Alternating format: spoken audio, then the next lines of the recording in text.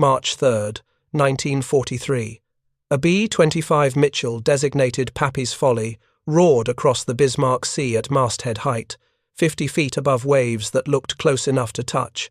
In the nose, where a bombardier should have been sitting with a Norden bombsight, there were instead 4 50-caliber Browning machine guns, their barrels aimed straight ahead like the fingers of death.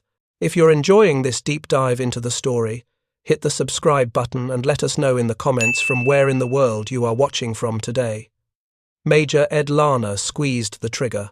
The nose erupted. 2,000 rounds per minute of armor-piercing incendiary ammunition ripped across the deck of the Japanese transport. Teiyo Maru, shredding gun crews, tearing through metal, igniting fuel stores. Behind Larner, 11 more modified B-25 seconds followed in a wedge formation, each one unleashing the same devastating firepower while simultaneously skip-bombing 500-pound bombs into the hulls of ships that were supposed to be delivering 7,000 Japanese troops to New Guinea. 15 minutes. That's how long it took to annihilate an entire convoy. 8 transports sunk or burning. 4 destroyers crippled or destroyed. Over 3,000 enemy troops drowned before they could fire a shot. American losses, 13 men. The Battle of the Bismarck Sea wasn't just a victory. It was a massacre, and it fundamentally changed the course of the Pacific War. But here's what the official reports didn't say. Those B-25 seconds, the ones that turned a convoy into a graveyard, they weren't supposed to exist. The modifications that made them so deadly, the 4-gun nose packages, the skip-bombing tactics, the whole concept of turning a medium-altitude bomber into a low-level commerce destroyer, none of it was approved by the Army Air Forces. None of it appeared in any technical manual, and the man who'd designed it all, a 43-year-old former Navy enlisted mechanic named Paul, Pappy Gunn, had done it using scavenged parts from wrecked aircraft, hand-drawn blueprints, and a complete disregard for proper procurement procedures. 6 months earlier, in August of 1942, those same B-25 seconds had been standard medium bombers, designed to drop bombs from 10,000 feet. They had a bombardier in a glazed nose, aiming through a sophisticated bombsight that theoretically could put ordnance on target from altitude. In practice, over the jungles and waters of the Southwest Pacific, that sophisticated bombsight was about as useful as a screen door on a submarine. Ships moved, jungle targets hid under canopy, and the Japanese were very good at shooting back. The 5th Air Force, commanded by Lieutenant General George Kenny, had a problem that couldn't be solved by simply flying more missions. They needed to hit Japanese shipping, the convoys that supplied enemy garrisons across New Guinea and the surrounding islands. But conventional medium-altitude bombing against ships was producing abysmal results. Bombs dropped from altitude missed moving targets. Japanese anti-aircraft fire had plenty of time to track slow-moving bombers, and even when bombs did hit, they often failed to sink determined, well-built Japanese transports. Kenny knew what he needed: low-level attack aircraft that could come in fast, hit hard, and get out before the enemy could react. Aircraft that could skip bombs into ship hulls like stones across a pond, while simultaneously strafing decks with enough firepower to suppress every gun crew aboard. The problem? He had exactly 0 aircraft designed to do that job. What he did have was B-25 Mitchells, medium bombers, and he had Paul Gunn. That would turn out to be enough. Pappy Gunn wasn't supposed to be modifying aircraft. His Army Air Forces personnel file said he was assigned to Air Transport Command, ferrying supplies and personnel across the Southwest Pacific. But personnel files and actual duty assignments in the Cruiser Pacific in 1942 were 2 very different things. Gunn had been a Navy enlisted aviation machinist's mate for 20 years before retiring in 1939. He'd learned to fly in the Navy, become one of the service's early fighter pilots, and spent years as a flight instructor at Pensacola. After retiring, he'd moved to Hawaii to start a charter flying service, then took a job starting an airline in the Philippines, flying twin beach passenger planes out of Manila. When the Japanese attacked Pearl Harbor, they hit the Philippines the same day. Gunn was immediately recalled to service, commissioned as a captain in the Army Air Corps. In the chaotic weeks that followed, he flew reconnaissance and transport missions, got shot down once, survived a crash in the jungle, and eventually evacuated key personnel to Australia as Manila fell. He had to leave his wife Folly and their 4 children behind. By January 20th, 1942, his family was interned at the University of Santo Tomas in Manila, and Pappy Gunn started fighting 2 wars, one against the Japanese Empire and one to free his family. By August of 1942, Gunn had more or less attached himself to the 3rd Bomb Group at Charters Towers, south of Townsville, Australia. Officially, he was still flying transport missions. Unofficially, he was doing whatever needed doing, which increasingly meant keeping aircraft flying when parts were scarce and help was scarcer. The 3rd Bomb Group had just received a 20 Havoc light bombers. They were fast, manoeuvrable, and when they arrived in Brisbane in July, they had a problem. No forward-firing armament. 0. The nose contained a bombardier position with flexible 50 and 30 caliber machine guns that the bombardier could aim and fire manually. Fine for self-defense, useless for attack. Gunn looked at those A-20 seconds and saw potential. Light bombers weren't what the 5th Air Force needed. Attack aircraft were. And attack aircraft needed fixed forward-firing guns, lots of them, controlled by the pilot, aimed by flying the aircraft directly at the target. But the modification he had in mind violated about 15 different Army regulations regarding aircraft alterations. You weren't supposed to modify aircraft without engineering approval. You weren't supposed to scavenge parts from wrecked airframes without proper paperwork. You weren't supposed to drill holes in aircraft structures without stress analysis. You weren't supposed to install weapons systems without ballistics testing. Pappy Gunn did all of it anyway. He started pulling 50 caliber Browning M2 machine guns from wrecked P-40 fighters, sitting in the salvage yard at Eagle Farm Field near Brisbane. Fighters that had brought their pilots home but were too damaged to repair. Those guns still worked. Gunn tested them, cleaned them, and started figuring out how to mount 4 of them in the nose of an A-20 where the bombardier used to sit. The bombardier's compartment had a large, flat plexiglass panel in the nose for bomb aiming. Gunn removed it, fabricated a sheet metal panel with 4 holes, mounted the guns behind it with hand-built brackets welded together in the base machine shop, ran ammunition feeds from boxes he installed where the bombsight used to be, and wired the firing controls to a button on the pilot's control yoke. He worked mostly at night, after official duty hours, when fewer officers were around to ask questions about authorization and technical orders. The work took about a week. By early August, he had one modified A-20. It looked ugly. The nose panel was unpainted sheet metal. The gun muzzles stuck out at slightly irregular angles. The ammunition feed system made popping noises during test runs because Gunn had fabricated it from flexible metal ducting never intended for that purpose. But when he took it up for a test flight and opened fire over the ocean at a floating target, the results were undeniable. 4 50 caliber machine guns firing simultaneously put out 8,000 rounds per minute. The tracers looked like a solid bar of light reaching out to the target. Anything in front of that aircraft for about 500 yards was getting absolutely shredded. The 3rd Bomb Group's commander, Lieutenant Colonel John Big Jim Davies, was impressed, but also nervous. What Gunn had done was technically unauthorized field modification of combat aircraft. If something went wrong, if the modification caused a structural failure or a crash, Gunn would face court-martial. Davies would probably join him. Then Major General George Kenny arrived. Kenny had just taken command of Allied air forces in the Southwest Pacific in late July of 1942. He'd been a fighter pilot in World War I, earned a Distinguished Service Cross, and spent the interwar years developing theories about tactical air power and close air support. He was also, critically, a man who cared more about what worked than what the regulations said. During a visit to the 3rd Bomb Group at Charters Towers in early August, Davies introduced Kenny to the man the pilots were calling the Mad Professor. Kenny found Pappy Gunn in a maintenance shelter, elbow deep in the nose of an A-20, installing guns. Kenny watched Gunn work for about 10 minutes without saying anything. Then he asked a simple question. "Does it work?" Gunn, not looking up from the wiring he was running, answered with a question of his own. "You want me to show you, or you want me to tell you?" Kenny smiled. Show me. What happened next changed everything. Gunn took Kenny up in the modified A-20. They flew out over the ocean, found an old wrecked freighter sitting on a reef outside Port Moresby, and Gunn demonstrated what 4 fixed forward-firing .50 calibers could do to a ship.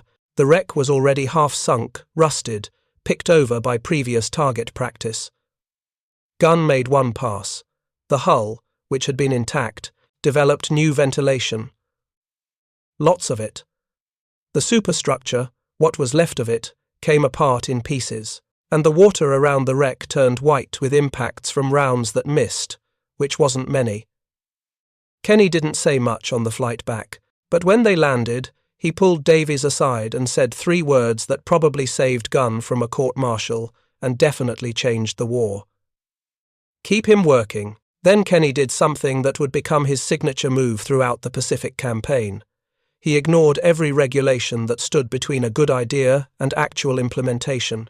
He told Davies that Gunn was now reassigned, not to Air Transport Command, not to base maintenance, but directly to Kenny's personal staff as Special Projects Officer, which was a made-up title that essentially meant, do whatever you think will kill more Japanese, and don't wait for approval.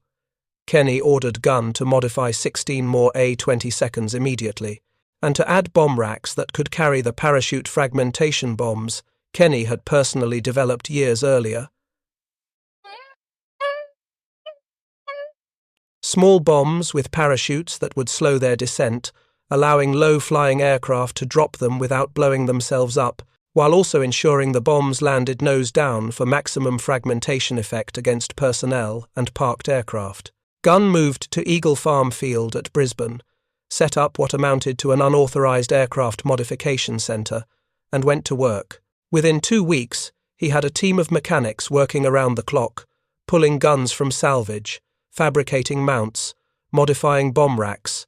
By September, the 3rd Attack Group had a squadron of modified A-22s. They used them in combat for the first time on September 12, 1942, in a raid against a Japanese airfield at Buna. The results were devastating.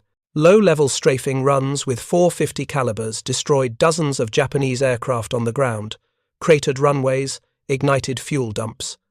The Japanese, who, in expecting conventional bombing from altitude, were completely unprepared for attack aircraft that came in at treetop level with that much firepower. But A-22s had a problem.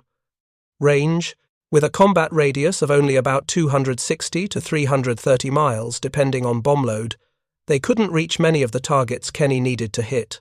Japanese bases at Lae and Salamaua, across the Owen Stanley Mountains from Port Moresby, were barely within range. Deeper targets weren't reachable at all. What Kenny needed was something with the range of a medium bomber and the hitting power of Gunn's modified A-22s. He needed B-25 Mitchells turned into strafers, and in late 1942 he told Gunn to make it happen. The B-25 Mitchell was a substantially larger aircraft than the A-20, twin-engine, 7-man crew, designed to carry 3,000 pounds of bombs on medium-altitude missions. The glazed nose bombardier compartment was bigger, which meant more room for guns. The airframe was stronger, which meant it could handle more modification. And crucially, with a combat radius of over 1,200 miles with drop tanks, it could reach virtually any target in the Southwest Pacific. But turning a B-25 into a strafer meant more than just adding guns. The entire nose section would have to be rebuilt. The bombardier's position, with all its glazing and structure, would have to go. A solid nose panel would have to be fabricated and installed. Gun mounts would have to be designed that could handle the recoil of multiple .50 calibers firing simultaneously. Ammunition, storage, and feed systems would have to be engineered for thousands of rounds, and all of it had to be done in the field, without factory support, using whatever materials Gunn could scrounge. He started in November of 1942, working with North American aviation tech rep Jack Fox, who'd been sent to Australia to support B-25 operations. Gunn drew up plans for a 4-gun nose in installation. Fox sent the drawings back to the North American factory in Long Beach, California, but at that point there were too few B-25 seconds in theatre to spare any for modification experiments. The factory said they'd look into it, Eventually, maybe. Gunn didn't wait. He pulled a B-25 from the flight line at Eagle Farm, tore out the bombardier compartment, and started fabricating a new nose. Sheet metal panels, 4 gun mounts, positioned to fire through the bombardier's flat aiming panel, which made sealing against airflow easier. Ammunition boxes installed where the Norden bombsight used to sit, each one holding 400 rounds, fed through flexible chutes. Gun adapted from engine cooling ducting. The modifications took about 3 weeks working night shifts. When gun was finished, the aircraft looked different. The smooth glazed nose was gone, replaced by an angular sheet metal snout with 4 gun barrels protruding. It looked aggressive. It looked like exactly what it was, a weapon designed to fly low and destroy things. Gunn named it Pappy's Folly. A joke, but also a hedge. If this failed, if the modification caused problems, at least he'd already admitted it was folly in the name. He test flew it himself in early December. The guns worked. The aircraft flew. The center of gravity was slightly aft of optimal, because removing the bombardier's position removed weight from the nose. But the change was manageable, with trim. More importantly, when Gunn took Pappy's Folly out over the ocean and opened fire on a target, the results were even more impressive than the A-20 modifications. 450 calibers, but fired from a heavier platform with more stable handling. The accuracy was remarkable. The damage potential was terrifying. Kenny authorized immediate conversion of 12 B-25 seconds, enough to equip a full squadron, the 90th Bombardment Squadron. Gunn's team at the Eagle Farm Depot began work on the additional Mitchells using the plans he'd drawn up. By mid-December, the first squadron of B-25 strafers was ready for combat. But there was a problem nobody had quite worked through yet: tactics. How do you use a medium bomber modified into a low-level attack aircraft? Standard bomber formations wouldn't work. Standard bomb delivery altitudes wouldn't work. They needed something new, something nobody had tried before, at least not officially. The answer came from an unexpected source. Major William Benn, flying B-17 Flying Fortresses with the 43rd Bomb Group, had been experimenting throughout late 1942 with a technique the British were using against shipping: skip bombing, dropping bombs at extremely low altitude, 50 to 200 feet, so the bombs would skip across the water like stones, then slam into the sides of ships below the waterline. It was dangerous, required precise timing, and put aircraft directly into the teeth of anti-aircraft fire. But when it worked, it was devastatingly effective. Kenny put the pieces together. B-25 strafers could suppress anti-aircraft fire with their nose guns while simultaneously skip bombing. 450 calibers raking the deck would force gun crews to take cover or die. And while they were dying, a 500-pound bomb would be skipping toward the hull. It was elegant, brutal, and completely outside anything in the Army Air Force's tactical manual. On December 16, 1942, Captain Ed Larner, commander of the 90th Bombardment Squadron, led 6 modified B-25 seconds on their first combat mission against Salamaua. Each aircraft carried a load of parafrag bombs in addition to their guns. The attack came in at masthead height, 50 feet above the water, accelerating to over 250 miles per hour in the final run. The Japanese were expecting conventional medium-altitude bombing. What they got instead was apocalyptic. 6 aircraft appeared out of nowhere at wave-top level, nose guns blazing, dumping parafrags that drifted down onto parked aircraft and fuel storage areas. By the time the Japanese gunners realized what was happening and started returning fire, the B-25 seconds were already gone, racing away at high speed and low altitude, where anti-aircraft tracking was nearly impossible. Dozens of Japanese aircraft destroyed on the ground, fuel dumps ignited, personnel casualties that wouldn't be fully tallied for days. American losses: 0 aircraft, 0 crew. Larner's after-action report used words like devastating and total surprise. Kenny read it and immediately ordered more B-25 seconds converted. By January of 1943, Gunn was modifying B-25 seconds as fast as they became available, but the modification was still technically unauthorized.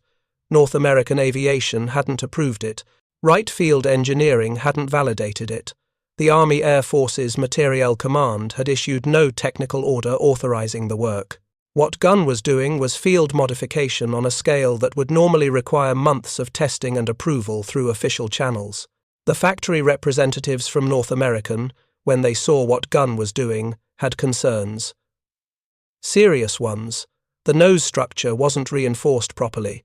The gun mounts weren't designed to handle sustained firing loads. The ammunition feed system used non-standard parts that couldn't be easily replaced. The center of gravity shift hadn't been properly analyzed, and nobody had run stress calculations on the modified airframe to ensure it could handle combat maneuvering loads. Jack Fox, the North American tech rep, defended Gunn's work, but even he admitted in reports back to the factory that the modifications were aggressive and expedient rather than properly engineered. Which was diplomatic language for, "This probably violates every design standard we have, but it works." The argument became academic in March of 1943. That's when Gunn's unauthorized modifications faced their ultimate test, not in a laboratory or a wind tunnel, but against a Japanese convoy in the Bismarck Sea that was carrying 7,000 troops to reinforce New Guinea. If the strafers worked, the convoy would be destroyed. If they didn't, those troops would reach shore, and the campaign for New Guinea would become exponentially more difficult. If you find this story engaging, please take a moment to subscribe and enable notifications. It helps us continue producing in-depth content like this. February 25, 1943. Allied radio intercepts revealed something that made General Kenny's intelligence officers sit up straight. A large Japanese convoy was being assembled at Rabaul, scheduled to depart in early March, destination Lae, New Guinea. The intercepts didn't specify exact numbers, but the intelligence assessment was clear. This wasn't a small resupply run. This was a major reinforcement operation. Kenny knew what it meant. The Japanese were trying to bolster their position in New Guinea before the Allies could push them out completely. If those reinforcements reached Lae, the campaign would stall. American and Australian ground forces would face thousands of fresh enemy troops, well supplied, dug into defensive positions that would cost blood to take. The convoy had to be stopped, but stopping a heavily escorted Japanese naval convoy with land-based aircraft was exactly the kind of operation that conventional doctrine said couldn't be done. Ships moved. They had defensive armament. They travelled with destroyer escorts and fighter cover. Attacking them from medium altitude with conventional bombing had historically produced terrible results. Lots of bombs dropped, very few hits, minimal damage. Kenny had something conventional doctrine didn't account for. He had Pappy guns B-25 strafers, and he had Major Ed Larner, who'd been practicing skip bombing tactics with his 90th Bomb Squadron for months. On February 28th, Kenny called Larner into his office and told him to get ready. When that convoy sailed, Larner's squadron was going to sink it. The Japanese convoy departed Rabaul at midnight on February 28th, March 1st, 8 transport ships carrying 6,900 troops of the Imperial Japanese Army's 51st Division, 8 destroyer escorts under the command of Rear Admiral Masatomi Kimura, air cover from over 100 fighters based at Rabaul. It was one of the largest Japanese troop movements in the Southwest Pacific since the campaign began. Allied reconnaissance aircraft spotted the convoy on March 1st, north of New Britain. The weather was overcast, which helped conceal the Japanese ships initially, but by the morning of March 2nd, the skies had cleared enough for American B-24 Liberators from the 90th Bomb Group to get a solid fix on the convoy's position and heading. Kenny assembled every aircraft he could get airborne. B-17, Flying Fortresses from the 43rd Bomb Group for medium-altitude bombing, Australian Beaufighters for low-level strafing, B-25 strafers from the 90th Squadron and the 3rd Attack Group's A-22s for skip bombing and gun runs, P-38 Lightnings for top cover against Japanese fighters, over 130 aircraft total, coordinated in what would become one of the most complex air operations in the Pacific War to that point. The plan was elegant in its brutality. B-17 seconds would attack first from medium altitude, forcing the convoy to break formation and scatter. Australian bowfighters would follow immediately behind, coming in on the deck to strafe anti-aircraft positions. Then, while the Japanese gunners were still suppressed or dead, Larner's B-25 strafers and the A-22s would make their skip bombing runs, 450 caliber nose guns blazing, 500-pound bombs skipping into ship hulls. On the afternoon of March 2nd, the first attacks began. B-17 seconds from high altitude managed to hit and sink one transport, the Teiyo Maru. Not bad for heavy bombers attacking ships, which usually had about as much accuracy as throwing rocks at a moving target. But one ship sunk out of 16 wasn't going to stop this convoy. The Japanese plucked survivors from the water, and the remaining transports and destroyers continued toward Lae. That night, 2 Japanese destroyers made a high-speed run to Lae with some of the rescued troops.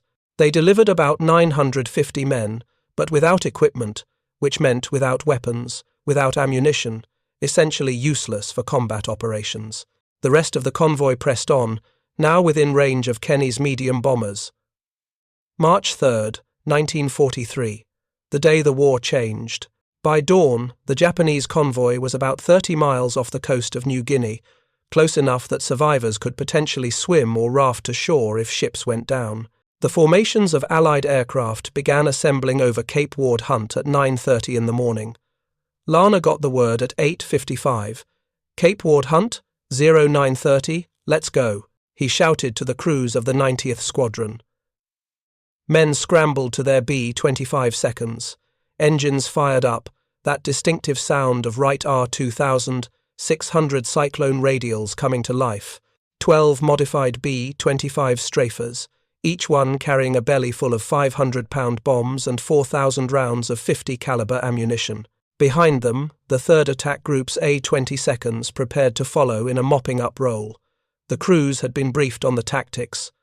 Come in low, 50 to 200 feet above the water. Accelerate to maximum speed on the approach. Open fire with nose guns at about 500 yards. Walk the fire up the length of the ship, suppressing gun crews and bridge personnel. At about 200 yards, release the skip bomb, pull up and over the ship, continuing to fire the top turret guns as you pass. Get out fast. Don't hang around to admire your work. If you find this story engaging, please take a moment to subscribe and enable notifications. It helps us continue producing in-depth content like this. They'd practiced on wrecks. They'd practiced on floating targets. But this was different.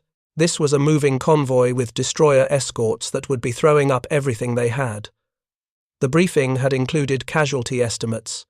50% losses were possible, maybe higher, but the convoy had to be stopped, and this was the only way to stop it. The formations came together over Cape Ward Hunt, B-17 seconds in the lead at medium altitude, Australian bowfighters lower down. Then the strafers, B-25 seconds in a loose wedge formation with A-20 seconds behind, P-38 Lightnings flying top cover, ready to engage the Japanese Zero fighters everyone knew would be there. At 1000 hours, the attack began. The B-17 seconds went in first, dropping from 12,000 feet. Bombs fell in sticks, some hit water, some hit ships. One transport took a direct hit and started listing. Not sunk, but damaged, slowing down, falling out of formation. The convoy started to scatter, exactly as planned. Then the bowfighters dove. Australian pilots brought their twin-engine fighters down to masthead height and opened up with 20mm cannons and 50 caliber guns. They targeted the anti-aircraft positions on the transports and destroyers, raking decks, killing gun crews, forcing everyone else to take cover. The defensive fire from the convoy started to slacken. Windows were opening. Larner saw his opportunity. He keyed the radio. 90th Squadron, we're going in. Follow my lead. He pushed the throttles forward and dropped the nose. The B-25 accelerated down toward the water. Airspeed climbed. 180 knots. 200. 220. The ocean came up fast. Way too fast if you thought about it too much, so Larner didn't think about it. At 50 feet, he levelled off. The closest transport, one of the larger ones, was about a mile ahead. Larner aimed the aircraft directly at it. At 500 yards, he thumbed the firing button. The nose erupted. 4 Browning M2 machine guns, each one firing 850 rounds per minute, converging on a single point. 3,400 rounds per minute combined. The math was simple and horrifying. Every second, 56 armor-piercing incendiary rounds were hitting that ship. The deck turned into chaos. Japanese soldiers, packed tight for the voyage, started falling. Gun crews trying to track the incoming bomber simply died at their positions. The bridge took hits, glass shattering, personnel dropping. Larner kept the trigger pressed and flew straight at the ship. At 200 yards, the bombardier released the 500-pound bomb. It fell away, hit the water, skipped once, twice, then slammed into the hull of the transport just below the waterline. The explosion was massive, tearing open the ship's side, flooding compartments, igniting fuel. Larner pulled up and over the ship, his top turret gunner continuing to fire into the superstructure as they passed. The whole attack run, from initial firing to clearing the target, took maybe 20 seconds. Behind him, 11 more B-25 seconds were making identical runs on the other ships in the convoy. What happened next would be described in after-action reports as unprecedented destruction. Ship after ship took multiple hits. Skip bombs tore into hulls. Thousands of rounds of .50 caliber ammunition shredded everything above deck. Fires started.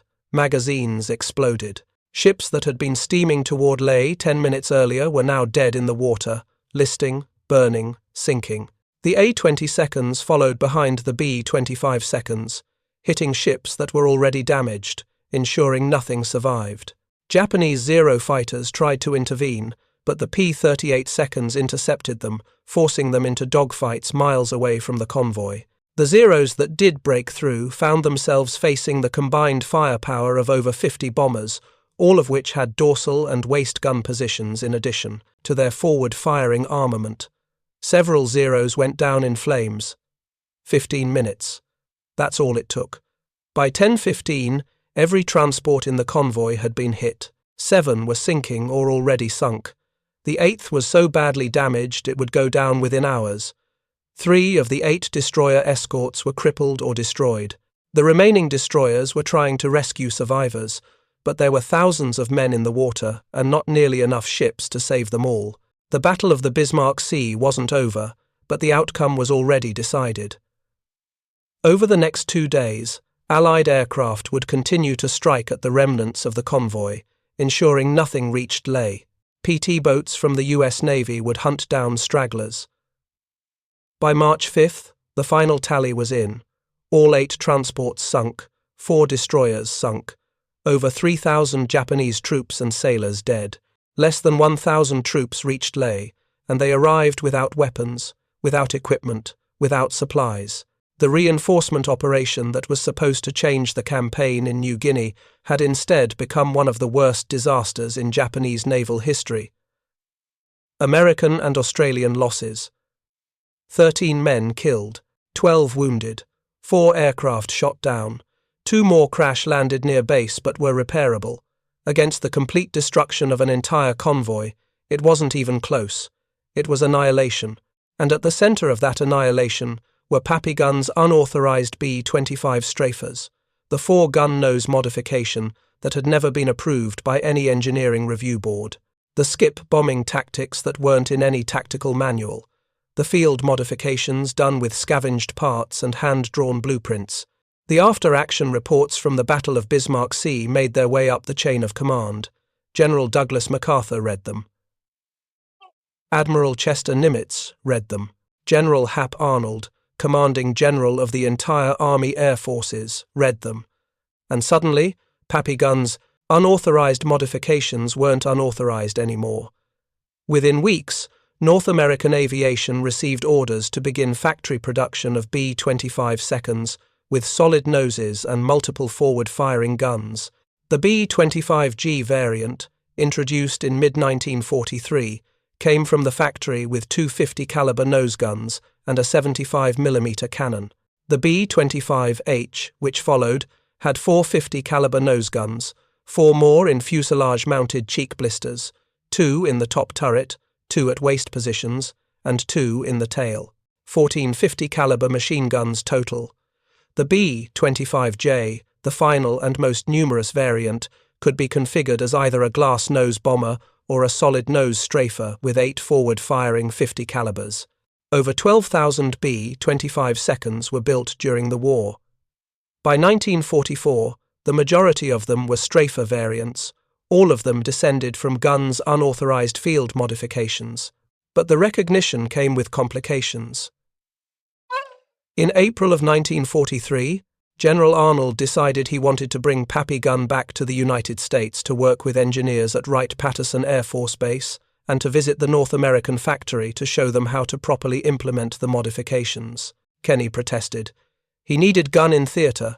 The compromise was that gun would return for a few weeks. He spent time at Wright-Patterson, where engineers marveled at and were slightly horrified by his aggressive approach to aircraft modification. He visited the North American factory in Long Beach, where executives showed him their newest B-25 variant, the G model with the 75mm cannon. Gunn was impressed by the cannon concept, but he had concerns about the execution. The cannon had to be loaded manually, which meant a pilot could fire maybe 2 shots during a single strafing run. Against a ship with multiple gun crews, 2 shots weren't going to be enough suppression. Gunn suggested additional modifications, including removal of the useless belly turret on low-level attack aircraft and addition of waist and tail guns for continued fire as the aircraft departed the target. Some of his suggestions were adopted, some weren't. Factory engineering and field modification had different priorities. Factories cared about standardization, production efficiency, liability. Gunn cared about keeping pilots alive and killing Japanese. The perspectives didn't always align. When the first factory-built B-25G strafers arrived in the Southwest Pacific, they hadn't incorporated all of Gunn's recommendations, so Gunn modified them in the field, again. Without waiting for approval, the 75mm cannon, while impressive, proved to be less effective than hoped. The low rate of fire and heavy recoil made it difficult to use. Many crews in the 5th Air Force had the cannon removed and replaced with 2 additional 50 caliber guns as a field modification. The pattern repeated throughout the war. Factory would produce an aircraft. Field crews would modify it based on combat experience. Eventually, the factory would catch up and incorporate the field modifications into production. Then combat would reveal new needs, and the cycle would start again. Pappy gun was usually 3 steps ahead of official procurement, but the work took its toll. Gunn flew combat missions throughout 1943 and into 44, personally testing his modifications under fire. He was shot down twice more, walked out of the jungle both times. He was working essentially around the clock, driven by the knowledge that his wife and children were still imprisoned in Manila. Every Japanese ship sunk, every convoy destroyed, every base attacked. All of it brought the liberation of the Philippines closer, brought him closer to his family. In October of 1944, American forces invaded the Philippines. The liberation had begun. In February of 1945, U.S. troops reached the internment camp at Santo Tomas. Pappy Gunn's wife and 4 children walked out of that camp alive after 3 years of captivity. They'd survived, barely. Gunn himself had been badly wounded during the liberation campaign. He'd taken shrapnel during a low-level attack run, injuries severe enough to knock him out of combat operations. He would never fully recover. But his family was free, and the war was won. The final statistics tell the story better than words. B-25 strafers and their A-20 predecessors flew thousands of sorties in the Southwest Pacific between 1942 and the end of the war. They sank or damaged hundreds of Japanese ships. They destroyed thousands of Japanese aircraft on the ground. They provided close air support for ground troops in every major campaign from New Guinea to the Philippines. The kill ratio was absurd. For every B-25 strafer lost in combat, Japanese forces lost an estimated 15 ships, 20 aircraft, and hundreds of personnel. The strafer modification didn't just work. It became the most effective anti-shipping weapon in the Pacific theater, more effective than submarines, more effective than naval aviation, more effective than surface ships. And it had started with one man's refusal to wait for official approval. One man's willingness to scavenge parts, fabricate mounts, ignore regulations, and trust his own experience over what the engineering manuals said. One man who looked at a problem, medium-altitude bombers that couldn't effectively attack ships, and solved it by turning them into something they were never designed to be. After the war, Pappy Gunn returned to civilian life. He went back to the Philippines and rebuilt the airline he'd started before the war, Philippine Airlines. He flew commercially, trained pilots, and tried to put the war behind him. On October 11, 1957, he was flying a DC-3 through a storm when the aircraft went down. Paul Pappy Gunn died doing what he'd always done, flying. He was awarded the Distinguished Service Cross, the nation's second highest award for valor. He received the Distinguished Flying Cross with oak leaf cluster. His citation mentioned his courage, his innovation, his contributions to the air war in the Pacific. But it didn't mention the most important thing, that he'd saved thousands of American lives by making aircraft deadlier before anyone officially approved him doing so. General Kenny wrote a biography of Gunn after the war, The Saga of Pappy Gunn.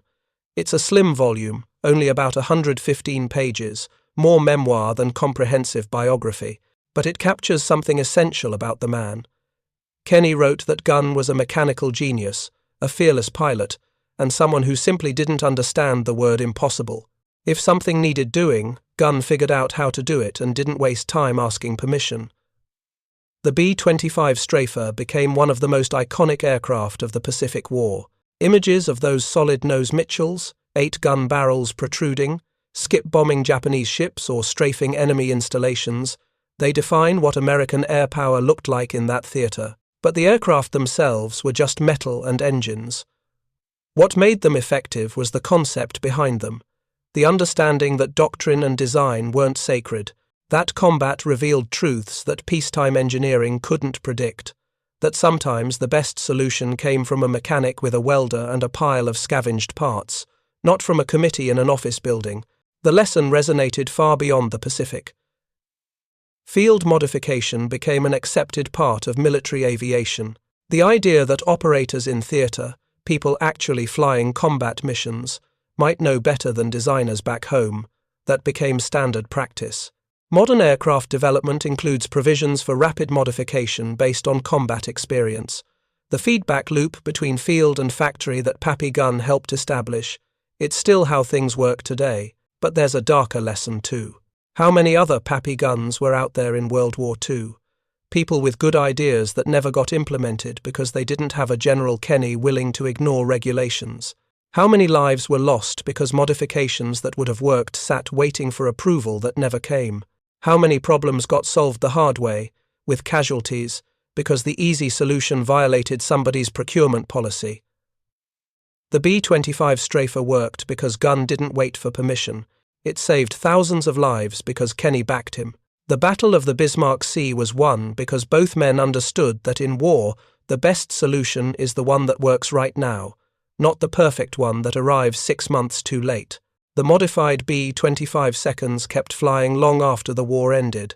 They served in Korea, where their ground attack capabilities proved just as valuable against North Korean and Chinese forces as they had against the Japanese. They flew with air forces around the world. France used them in Indochina. Several Latin American countries operated them into the 1960s. The last B-25 Strafer was finally retired from active military service in the mid-60s, over 20 years after Pappy Gunn first installed 4 guns in the nose of an aircraft that wasn't designed to carry them. Today, several flying B-25 seconds remain in private hands and museums. Some of them are Strafer variants, preserved with their solid noses and multiple guns. When you see one at an air show, when you hear those Wright Cyclone engines and watch it make a low pass, you're seeing the legacy of unauthorized modification. You're seeing proof that sometimes breaking the rules is exactly what's needed. The families of the men who flew B-25 Strafers in the Pacific, they understood. Pilots and crew members who came home instead of dying over the Bismarck Sea or New Guinea or the Philippines, they understood. General Kenny understood. And somewhere, Pappy Gunn's wife and children freed from Santo Tomas because the war ended sooner thanks to aircraft their father had modified without permission. They understood most of all. The rules exist for reasons: safety, standardization, quality control, liability. All of those things matter. But in combat, there's only one rule that really counts: bring your people home. If that means ignoring regulations, scavenging parts, and field-modifying aircraft without engineering approval, then that's what you do. You make it work, and you don't apologize for the methods. Pappy Gun never apologized. He just kept working, kept modifying, kept finding ways to make aircraft more lethal and crews safer. And because he did, because George Kenney backed him, because mechanics across the 5th Air Force adopted his techniques and improved on them, the Pacific War ended sooner, and thousands of Americans who would have died instead went home. That's the real legacy of the unauthorized 4-gun modification that made B-25 seconds annihilate Japanese convoys. Not just the aircraft it created, but the proof that innovation doesn't wait for approval, and desperation is sometimes the mother of genius. Sometimes the most important modifications aren't the ones that come from engineering departments. They're the ones that come from people who see a problem, know how to fix it, and have the nerve to do it without asking. Thank you for watching. For more detailed historical breakdowns, check out the other videos on your screen now, and don't forget to subscribe.